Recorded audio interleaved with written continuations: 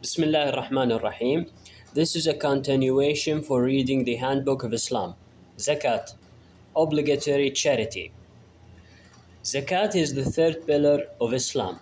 There are two forms of charity in Islam.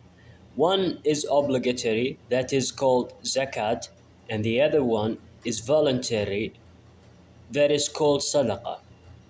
Zakat, which literally means purification, that means a Muslim gives up a fixed amount of his wealth to purify the remainder.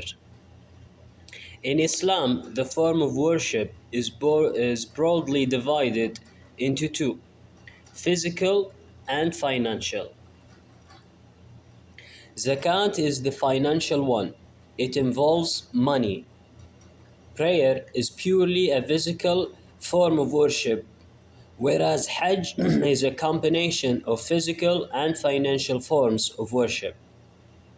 So zakat can be called the obligatory annual charity system that is unique in Islam. But in Islamic terminology, it can be defined as the compulsory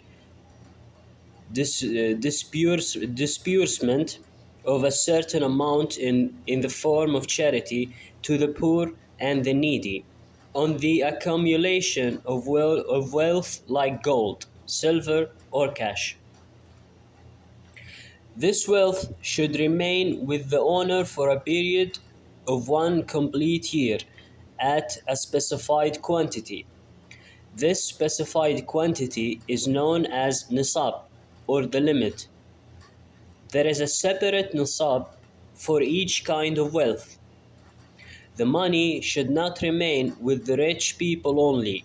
It should have a responsible distribution in the society. Zakat should not be taken as only a measure of uplifting the economic condition of the poor, but it has its own spiritual benefits. Almost in every place in Quran where the faithful are enjoined to establish the prayer, the payment of zakat is also pointed out.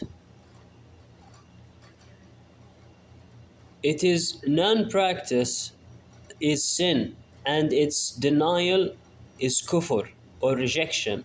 However, note should be taken that unlike prayer, zakat is not obligatory to every individual. Only the nisab holders or the limit holders are supposed to pay it, and and to be steadfast in prayer, and give zakat, and obey the messenger, that happily you may find mercy. Quran 24:56. Zakat becomes due on the following four conditions. 1. Resting on gold and silver, whereas nisab of gold is 85 grams, and for silver it's 595 grams. Anything less than this does not require the owner to pay the zakat.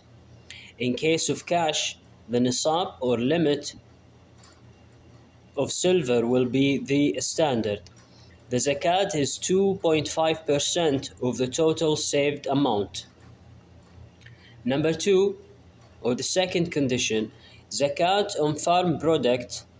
On the farm product, immediately after the harvest, zakat must be paid.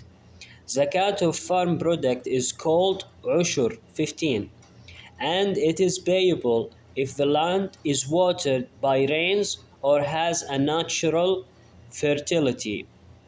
But if it's irrigated by artificial and laborious means, then only 1/20 of the total harvest will be given out. This nisab in case of farm product is 5 wasaq, which is equal to 612 kilograms approximately. There is no ushur on the vegetables, fruits, and spinach, etc. The third condition, zakat is on domestic animals such as camels, cows, and goats if they are for the reproduction and procreation of the dairy products or kept for trade. The nisab is 5 camels, 30 cows, 40 goats, and their zakat is prescribed accordingly. The fourth and last condition: zakat is due on all trade goods, provided its value reaches the nisab and it completes a year. The same measures can be applied to houses for rent. It is noteworthy it is noteworthy that if the system of zakat is properly conducted under the watchful eyes of Islamic government, the world will be free from misleading ideologies. The system of zakat is a much better way of fair distribution of wealth. According to Surah At-Tawbah 69, there are 8 areas of distribution where zakat can be spent. 1. The poor. 2. The needy.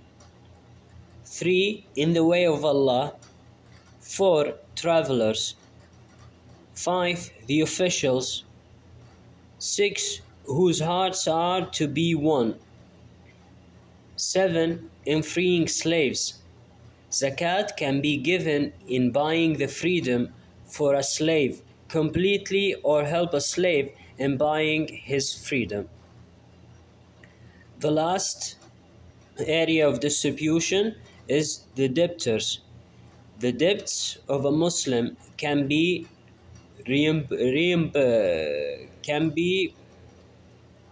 paid back or finished by zakat.